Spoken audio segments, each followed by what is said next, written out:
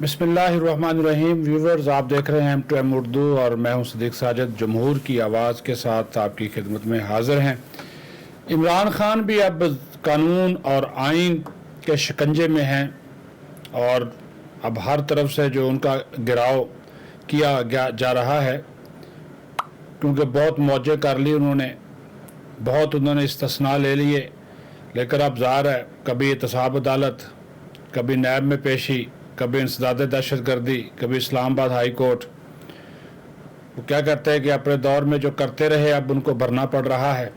Party के लोग जो समझदार लोग हैं, हकीकत उनको पता चल गई कि पानी का बुलबुला था, तो अब वो राह फरार इख्तियार कर रहे हैं। 20 के करीब चले गए, मज़ीद कतारें लगी हुई हैं। लेकिन आज आप जिस मुद्दे पे बात करेंगे, दो इश्यूज़ हैं, वो बड़े बहुत ही सेंसिटिव मामलात, उसमें से एक बड़ा अहम है।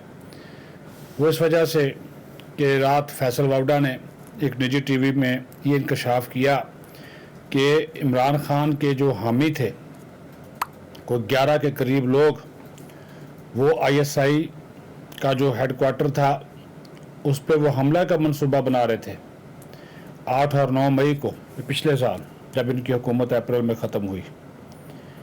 तो ISI है और मेरे घर में वो मौजूद थे और PTI के मरकज़ी रहनुमा थे। नाम तो उन्होंने नहीं बताए, लेकिन उन्होंने कहा कि हमें इमरान खान का आर्डर है कि अगर, और मकसद ये था कि किसी न किसी तरीके से इनकी जो अपॉइंटमेंट है वो रोकी जाए, जनरल आसिम मुनीर की बतौर आर्मी चीफ। वो माहौल ख़राब करने का एक सिलसिला था। तो उन्होंने कहा कि मैंने फिर मना कर दिया कि अगर आप ऐसा करेंगे तो फिर मैं आप लोगों को पकड़वाऊँगा और सारी बात मैं DGSI के इल्म में लाऊंगा। तो उस वक़्त लोगों ने कहा कि नहीं, खान साहब का हुक्म है, क्योंकि मामला सीधे नहीं हो रहे, इन लोगों ने हमारे साथ ठीक नहीं किया, जनरल बाजवा ने ये किया वो किया, वही पुरानी बातें। वहाँ वो मंसूबा तोड़ नहीं चढ़ सका। तो वो और फैसल वाडा ने जब ये धमकी दी कि मैं आपको ये नहीं करने दूंगा, बल्कि आपके करने से पहले ही आपको गिरफ्तार करवा दूंगा, तो फिर वो डर गए।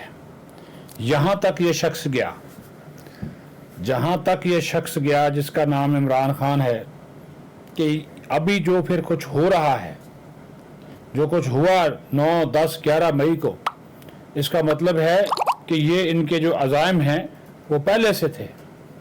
ये इनके जो अज़ाइम हैं, इनके मंसूबे वो पहले से थे और ये इनकी फितरत है कि जो इस पे एहसान करता है उसको डसता है। बाकी बातें जो वज़ीर आज़म ने ईवान में खड़े होकर की या रात वोसत जमील बेग ने एक TV प्रोग्राम में की, वो बातें सच हैं कि किस तरह जनरल आसिम मुनीर को DGSI के ओहदे से हटाया गया।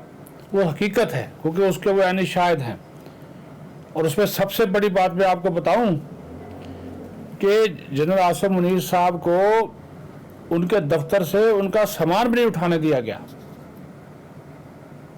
और जनरल फैज को कहा गया कि फौरी पहुंचे हैं, नोटिफिकेशन जारी करके, और रात को 11:30 बजे जाके उन्होंने चार्ज लिया और इनको के ऑफिस भी नहीं जाने दिया।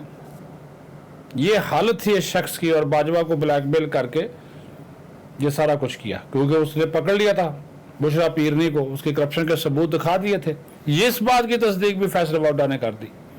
किस किस चीज़ का आप रोना रोएंगे।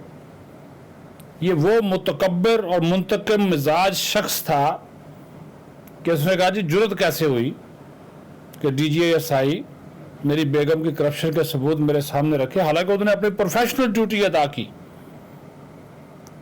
जो एक जुम्मेदारी थी जनरल आसिम मुनीर की, ट्रू सोल्जर वाली, वो उन्होंने अदा की, लेकिन तकलीफ हो गई। तो ये मामलात थे इस शख्स के।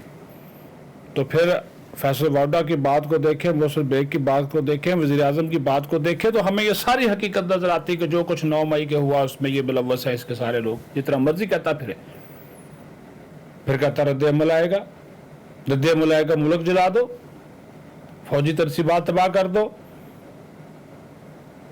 और दूसरी अब ये बात आ जाए कि ये नहीं दे रहे थे टैक्स, लग्जरी टैक्स, ज़मान पार का लेवश किस्म का, वो भी एक प्रॉपर्टी टाइकॉन ने उसकी तज़ीन व आराइश की है। वो भी पल्ले से नहीं कराई, कब्जे भी किए हुए वहाँ पे। 7 कनाल पर जो मुहित जमान पार्क की रैशगाह है उसका मसूफ टैक्स नहीं दे रहे थे। अब फिर जब महकमा एक्साइज एंड टैक्सेशन ने उनको नोटिस किया और 22 मई आखिरी तारीख डाली, यानी कि कल को जो गुजर गई, तो फिर दौड़म भाग हुई और उनको कहा गया था वरना ये घर सील कर दिया जाएगा। तो फिर जनाब 14,40,000 रुपए का लग्जरी टैक्स अदा किया। ये रसीद भी उसकी आप देख सकते हैं। नेशनल बैंक ऑफ पाकिस्तान में ये रकम जमा कराई गई है। मई के पहले हफ्ते में नोटिस जारी किया था। जायदाद के मालकान को 12 मई तक टैक्स अदा करने की हदायत की गई थी, नहीं अदा किया। दोबारा नोटिस भेजा गया 22 मई तक का, तो उसके बाद ये फिर टैक्स अदा किया गया। लेकिन इसका जो सबसे पहला नोटिस जारी हुआ वो 13 अप्रैल को जारी किया गया था और उसमें लग्जरी टैक्स के हिसाब के लिए जायदाद के रकबे और दीगर तफसीलात के बारे में मालूमात तलब की गई थी। और इस नोटिस के ज़रिए महकमा ने जायदाद के मालकान को आगाह किया था कि सूबाई हुकूमत ने पंजाब फिनांस एक्ट 2014 के सेक्शन 8 के तहत जुलाई 2014 से लग्जरी टैक्स नाफज किया है।